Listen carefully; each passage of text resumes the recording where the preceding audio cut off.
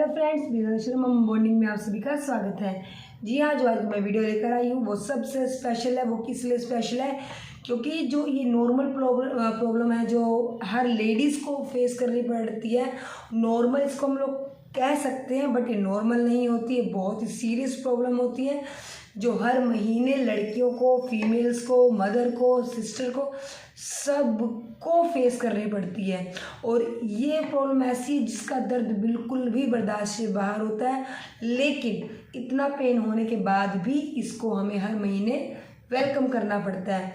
जी हाँ, जिसमें से 10 में से 8 लेडीज़ ऐसी होती हैं जो इस प्रॉब्लम को स्टार्ट होने से पहले ही, पीरियड्स आने से पहले ही स्ट्रेस में चली जाती हैं। और 2% लेडीज़ जो है वो कई दिनों तक, कई हफ्ते तक इसका दर्द बर्दाश्त करती रहती हैं और वो एक कमरे में बंद हो जाती हैं, अपने आप को लॉक कर लेती हैं, किसी से बातचीत नहीं करना। तो ये प्रॉब्लम है, लेकिन कहते हैं जहाँ प्रॉब्लम है वहाँ सल्यूशन भी है। जी हाँ, कितनी ही लेडीज़ आज भी ऐसी हैं जो इन दिनों पेन को बर्दाश्त करती हैं, लेकिन इसकी मेडिसिन होने के बावजूद भी वो मेडिसिन्स को नहीं लेती हैं। क्योंकि कई कई अभी घर ऐसे हैं जहाँ पर लड़कियाँ भी शाय फील करती हैं। ठीक है, ये थोड़ा सा ऐसी चीज़ है, थोड़ा सा शर्म भी आती है, किसी को बोलने में हिचकिचाहट भी होती है, बट अपनी मम्मा से, अपनी सिस्टर से इस प्रॉब्लम को शेयर करना बहुत ज़रूरी होता है। उनको बताइए कि आप किस तकलीफ़ में हैं, क्योंकि वही प्रॉब्लम उन लोगों ने भी फेस की है। और जहाँ तक है, मैं मानती हूँ आजकल भी मम्माज भी इतनी चेंज हो गई हैं, इतनी अब वो अपने साथ साथ अपने बच्चों का भी इतने अच्छे से केयर करने लगी हैं, तो वो अब आपकी प्रॉब्लम्स को समझेंगी और वो भी आपको अच्छे डॉक्टर्स के पास सजेस्ट करेंगी, ले जाएंगी और आपको मेडिसिन दिलवाएंगी। तो इस चीज़ की मेडिसिन लेना भी ज़रूरी है, क्योंकि जब अगर सल्यूशन है, दर्द की दवाई है, तो आप उसको लीजिए। क्योंकि कितनी ही लेडीज़ ऐसी हैं जो दर्द बर्दाश्त करती हैं, उन 3 दिन 5 दिन उनका दर्द बहुत ज़्यादा सहती हैं, चिड़चिड़ी हो जाती हैं, और उसके बाद कई बार ऐसा होता है कि दर्द बर्दाश्त से बाहर हो जाता है, जिस वजह से बच्चेदानी में पेट में स्वेलिंग आ जाती है, पैर में सूजन आ जाती है, और बाद में चल के ये एक भारी प्रॉब्लम को भी दावत दे देती है, इन्विटेशन दे देती है, जैसे कि कैंसर वगैरह जैसी बीमारियों को भी इन्विटेशन देती है। क्यों? क्योंकि इसका हम सही से इलाज नहीं करते। पहले के टाइम में क्या होता, इतनी मेडिसिन वगैरह नहीं थी, तो इसलिए उस टाइम लेडीज़ को कहा जाता था कि आप थोड़ा दर्द बर्दाश्त कीजिए, ये तो सबको फेस करना पड़ता है, कुछ शर्म की वजह से नहीं बोला जाता। लेकिन आज इस चीज़ की दवाई आ चुकी है, हर मार्केट में, हर मेडिकल स्टोर्स में वो ईजिली मिल जाती हैं, उपलब्ध हैं। हेलो, ओके ओके बेटा, पी लो। तो जब इसकी मेडिसिन्स हैं, जब इसका सल्यूशंस है, तो please I request to all, please आप इसकी दवाई लीजिए। और जिस घर में भी पेरेंट्स अलाउ नहीं करते हैं, माएँ कहती हैं कि नहीं दर्द बर्दाश्त कीजिए, उनसे मैं हाथ जोड़ कर रिक्वेस्ट करती हूँ कि प्लीज़ अपने बच्चे को दर्द से बाहर निकालिए। क्योंकि ये दर्द उनको कहीं अच्छी चीज़ के लिए नहीं हो रहा है। ये जो दर्द है ये बच्चे को सही जगह पे नहीं लेके जा रहा है कि नहीं दर्द बर्दाश्त करोगे तो इससे उसकी पावर ग्रो अप नहीं हो रही है, इससे बच्चा फिजिकली वीक होता जा रहा है। लेडीज़ को इतनी प्रॉब्लम है, उनके वजाइना एरियाज़ में स्वेलिंग आ जाती है, जिनको वो समझ नहीं पाती हैं, अपनी फीलिंग्स किसी के सामने रख नहीं पाती हैं, उनको उनके इंटीमेट एरियाज़ में इतना पेन होता है कि बाद में वो पीरियड से ख़त्म होने के बाद भी वो दर्द बना रहता है। तो जब इतना दर्द है तो इतने दर्द को बर्दाश्त क्यों करना, जब इसके लिए डॉक्टर्स ने इतनी मेडिसिन निकाल दी हैं, इतनी मार्केट में मेडिसिन हैं, तो आप उनका यूज़ कीजिए। नाउ सेकेंड इज़, जब भी आप अपना पैड यूज़ कर रही हैं तो डायरेक्टली पैड को मत यूज़ कीजिए। क्योंकि क्या होता है, वहाँ जो इंटीमेट एरिया, वजाइना एरिया है, वहाँ पर पैड रगड़ करता है, जिसकी वजह से क्या होता है, आपको इचीज़ हो जाती हैं, दाने निकल आते हैं, जलन होना और वहाँ पर खुजली होना, ये सब प्रॉब्लम आपको फेस करनी पड़ती है। तो जब भी आप अपना पैड यूज़ कीजिए तो पैड के ऊपर कॉटन की एक लेयर लगा दीजिए। नॉट फॉर बहुत सारा लेयर लगाइए, आप एक लाइटली सी लेयर लीजिए, कॉटन की लेयर निकालिए और उस लेयर को पैड के ऊपर डाल दीजिए। पैड के ऊपर डालने के बाद आप उसको डायरेक्टली आप उसको यूज़ कर सकती हैं, लेकिन आप खाली पैड यूज़ मत कीजिए, ये आपके लिए बहुत ही ज़्यादा रिस्की है। उसके बाद क्या है कि जब भी आप पैड यूज़ कर रहे हैं तो आप 4 से 5 घंटे के गैप पे तुरंत अपना पैड को चेंज कीजिए। और जब भी पैड चेंज कीजिए तो आप उस पर कॉटन की लेयर लगा दीजिए।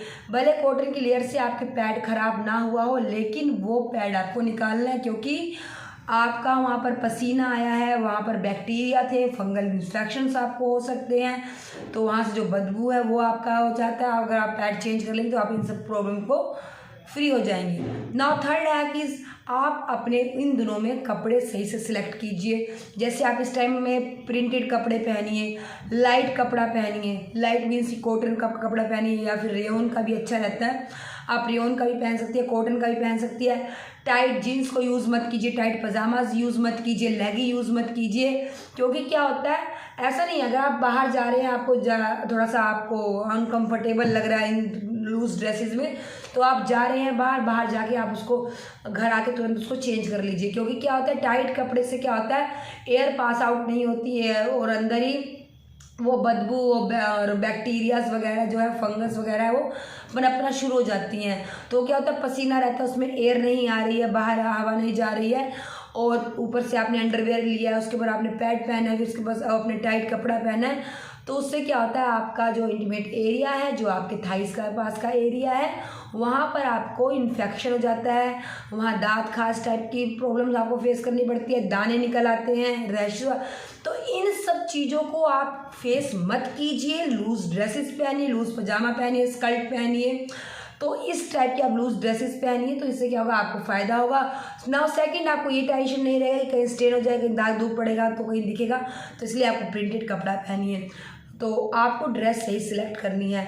और नाउ फोर्थ इज कि सब क्या करते हैं आजकल, ये सब सोचते हैं कि अरे ज़्यादा मतलब ब्लड आ रहा है तो हम 2-2 पैड लगा लेते हैं, 2-2 पैड लगाने से सही रहेगा। जी नहीं, ब्लड जो आपका आ रहा है, जो आपका पीरियड टाइम जो चल रहा है, वो 1 पैड भी उतना ही सोखेगा, 2 पैड भी उतना ही सोखेगा।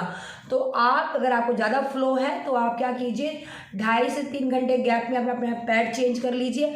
अगर आप कहीं बाहर है तो आप एक्सेल पैड ले लीजिए, या फिर आप जो नाइट पैड होता है, जो आप नाइट पैड चल रहा है, नाइट पैड आप ले सकते हैं। नाइट पैड जो होता है वो बहुत बड़ा होता है, तो अगर आपको बाहर कहीं जाना है तो आप नाइट पैड यूज़ कर लीजिए। उसके ऊपर आपको क्या करना है, कॉटन की लेयर लगानी है।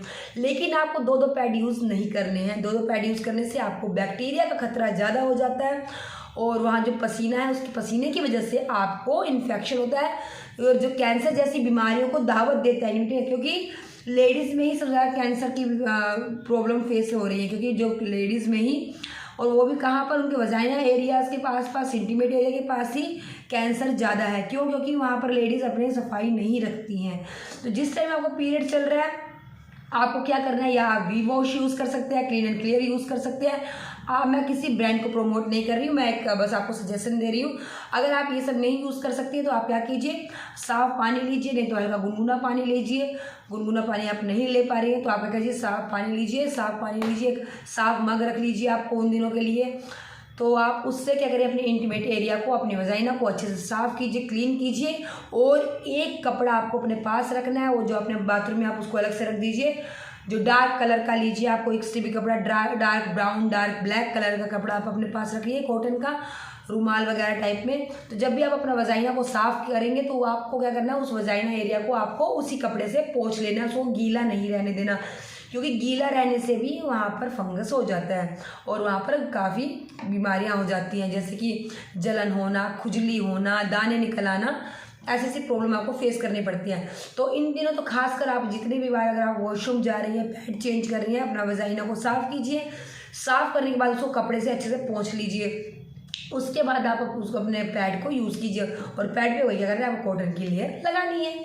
और उसके बाद आपको क्या करना है, अपनी डाइट का ध्यान रखना है। इन दिनों कुछ भी खाने का मन नहीं करता, कुछ भी खाने का पीने का मन नहीं करता। वो क्यों नहीं करता? क्योंकि उस टाइम हम इतना पेन को बर्दाश्त कर रहे होते हैं ना, और खाली पेट, जो पेट की जो मसल्स हैं, नसें हैं, वो और खिंचाव करती हैं। तो आपको खाली पेट बिल्कुल नहीं रहना। मैं अपना पर्सनल एक्सपीरियंस बता रही हूँ। जब मुझे पीरियड होता था तो मेरी मम्मा मुझे फोर्स करती थी खाने के लिए कि तुम खाना खाओ, खाली पेट रहोगी तो और दर्द होगा। तो मैं काफ़ी चिड़चिड़ी उस टाइम हो जाती थी, और जो आज भी मैं फेस करती हूँ। बट क्या कहते हैं, मम्मी यहाँ मेरे पास इधर नहीं है, जब मैं उनके पास होती तो आज भी वो वही केयर मुझे अभी भी उसी जैसे लगता है कि मुझे अभी फर्स्ट टाइम ही पीरियड स्टार्ट हुआ है। तो मेरी मम्मा आज भी मेरा वैसे ही केयर करती हैं। तो क्या होता था, मैं उस टाइम खाना पीना बिल्कुल छोड़ देती थी, बिल्कुल नहीं खाती थी। तो जिस वजह से मुझे क्या होता था, वॉमिटिंग आती थी, मुझे जलन होती थी, पेट में बहुत ज़्यादा जलन होती थी, फीवर हो जाता था मुझे, और दर्द की वजह से मेरे स्वेलिंग आ जाती थी पूरे पेट में, पूरे वजाइना एरिया में पूरी स्वेलिंग आ जाती थी, मेरे हाथ पैर सूज जाते थे, और मैं खाना पीना बिल्कुल नहीं खाती थी। तो मेरी मम्मा मुझे ज़बरदस्ती खाना खिलाती थी।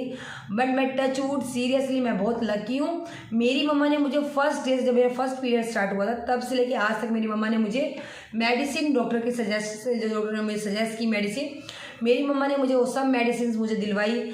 और कईयों ने उनको बोला कि अरे ये तो आदत पड़ जाएगी इसको मेडिसिन की, बिना मेडिसिन के फिर ये कभी काम ही नहीं करेगी।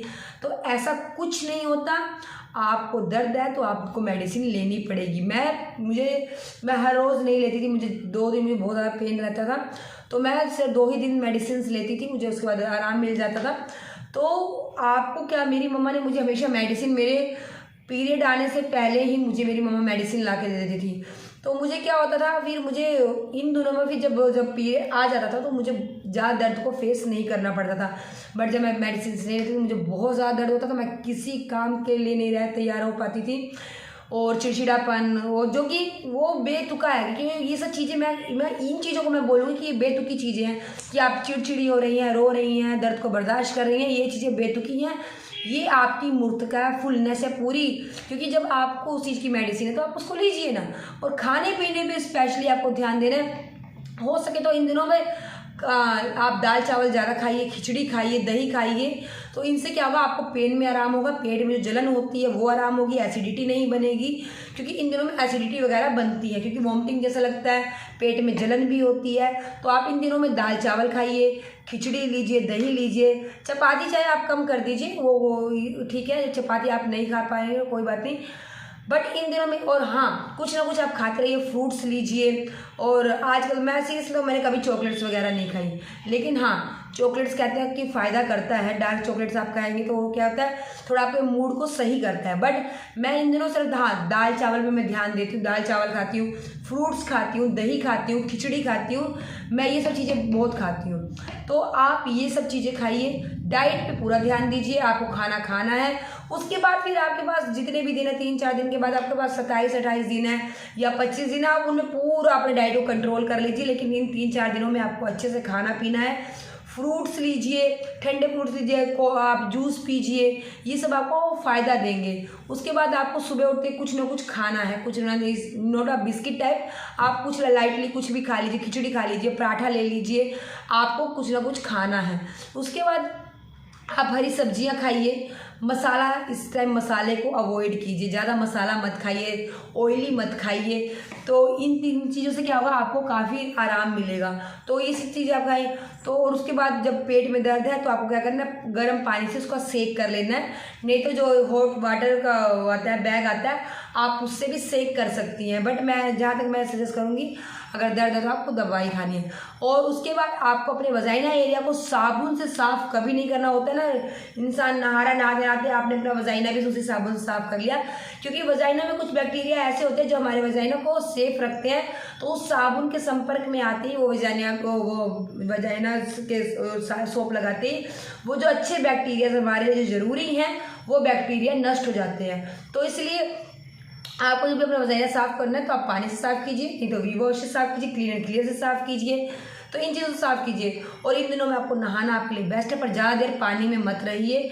आप नहाने टाइम पानी में सेंधा नमक, हल्का सा सेंधा नमक, जो व्रत में नमक खाते हैं, आप वो नमक मिला के उससे नहाइए। उससे क्या होगा, आपकी जो बॉडी में पेन है वो रिलीफ हो जाएगा, पेट दर्द में आराम मिलेगा, और आपको जो डेड सेल्स है, जो डेड स्किन है, वो हट जाएगी, रिमूव हो जाएगी, प्लस आपको बॉडी पेन से रिलीफ होगा। तो आप पानी में नमक मिला के भी उससे नहा सकती हैं। और नहाने के बाद आपको क्या करना है, अपने पेट पर कोकोनट ऑयल या फिर मस्टर्ड ऑयल से अच्छे से हाथ में रब करके हथेलियों को, पाम को अपने गर्म कर लीजिए। गर्म करने के बाद पेट पे अच्छे से मसाज कीजिए, क्योंकि मसाज से भी बहुत आपको आराम मिलेगा। उसके बाद आपको क्या करना है, लेमन टी लीजिए। अगर आप चाय पीते हैं तो आप चाय भी पी सकते हैं। ऐसा मैं कुछ नहीं कहूँगी कि इससे कुछ इतना प्रॉब्लम होता है, क्योंकि चाय, जो अगर चाय का आदी है वो चाय पी सकता है, इसलिए, लेकिन ज़्यादा मत पीजिए, 1 या 2 बार आप चाय ले सकते हैं। लेमन टी लीजिए, नहीं तो जूस लीजिए। तो जूस आपको डायरेक्टली सुबह नहीं लेना है क्योंकि एसिडिटी हो जाएगी, एसिडिटी होते ही आपको और तकलीफ बढ़ेगी। तो आप सुबह ही जूस मत लीजिए, आप जो अपना चाय वगैरह ले लीजिए, चाहे आप पराठा ले लीजिए, दही खिचड़ी खा लीजिए, तो कुछ भी आप ले सकती हैं। उसके बाद आपको क्या करना है, लोग क्या करते हैं जैसे 2 दिन आपको ज़्यादा ब्लड फ्लो हुआ तो आपने pad change directly pad change करते रहते हैं, लेकिन लास्ट डे में क्या होता है फ्लो बहुत ही कम हो जाता है, दिन में 1-2 बार आता है, तो क्या करते हैं पैड को चेंज नहीं करते, उसी पैड को लंबे टाइम तक चलाते हैं। इससे क्या होता है, इसके अंदर आप देखेंगे तो बारीक बारीक बारीक बारीक ना वो बैक्टीरिया जो कुछ दिनों बाद बाहर निकल के दिखते हैं। तो सोचिए वो बैक्टीरिया अगर आपके अंदर जाएंगे तो आपको कितना नुकसान करेंगे। तो आपको क्या करना है, अगर आपका ब्लड फ्लो कम होता है 3 से 4 दिन या 5वें दिन, तो उस दिन आप छोटे पैड यूज़ कीजिए, स्मॉल साइज़ के पैड यूज़ कीजिए। मीन्स कि स्मॉल जो छोटे पैड आते हैं, लार्ज वाले आते हैं या मीडियम आते हैं, आप उन पैड्स को यूज़ कर सकते हैं, ताकि आपको ये ना हो कि भैया हमारा बड़ा पैड था वो ख़राब हो गया, इतना कॉस्टली है। तो आप लास्ट डे के लिए एक छोटा पैड रखिए, आप उसको यूज़ कीजिए। उसके बाद फ्रूट्स पूरे लीजिए, फ्रूट्स खाइए, इन दिनों में फ्रूट्स आपको लेना है। फ्रूट्स लेने से क्या होगा, आपको काफ़ी आराम मिलेगा। फ्रूट्स में आप केला ले सकते हैं, सेब ले सकते हैं, ऑरेंज ले सकते हैं। तो ऐसे फ्रूट्स आप लीजिए जिसको आपको अच्छा भी लगे, मूड थोड़ा सही रहे। तो क्या कहते हैं ना इसे, और हमेशा कॉटन की आपको अंडरवियर यूज़ करनी है, पैंटी यूज़ करनी है। कॉटन की पैंटी से क्या होता है कि इसमें आपको पसीना वसीना वगैरह सोख लेते हैं, एयर पास आउट हो जाती है और उस पैड को लगाने में दिक्कत नहीं होती। पैड क्या होता है ना, फिर वो सरकता नहीं इधर से उधर, तो इसमें वो पूरा एरिया आपको दिया होता है पैड लगाने का और डबल लेयर होती है, तो ये आपके लिए बहुत ही परफेक्ट है। तो बस इन दिनों ऐसे थोड़ा बहुत ध्यान दीजिए अपना। देखिए फिर आपको जो पैड जो पीरियड आने पे आपको जो डर होता है, जो डर सताता है, वो बिल्कुल भी नहीं रहेगा। मैं 100% गारंटी देती हूँ। आपको जो मैंने टिप बताए हैं आप इनको फॉलो कीजिए तो आपके लिए पीरियड्स के दिन बिल्कुल ही ईजी हो जाएंगे, बिल्कुल आपको पता नहीं चलेगा। तो बस इस तरह मेरे वीडियोज़ को लाइक कीजिए, मेरे चैनल को सब्सक्राइब कीजिए और मुझे बस फॉलो करते रहिए। तो देखिए आपको काफ़ी आराम होगा। Okay, thank you so much.